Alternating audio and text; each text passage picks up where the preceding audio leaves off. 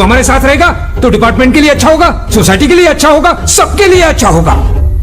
और अपने लिए? हाँ? मामा ज्ञान मत देना। अगर शेर लंगड़ा है तो चूहा उसको काट खाएगा क्या? आपको भूल जाने की कोशिश भी की और तड़पा हूं मैं भूल जाने के बाद। मुझसे लड़ेगा तू? लड़ाई तो तब कहलाएगी जब 100 लोग मिलकर मुझ पर वार करेंगे। तू अकेला आएगा तो गाड़ के रख देगा दया तुझे, गाड़ के।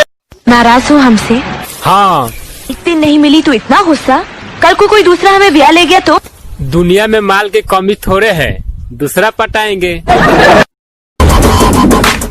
एरिया में नया है क्या? पता नहीं मेरा बाप कौन है? मम्मी!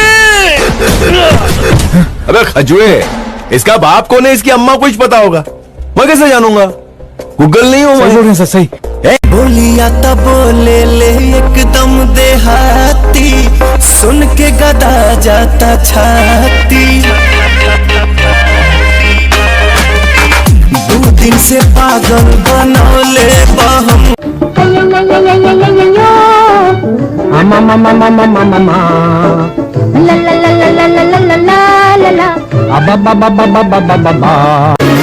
फूलवा सुखल पतझड़ में बगिया उजड़ गइल, छलल हवा के झोंका सपना बिखर गइल।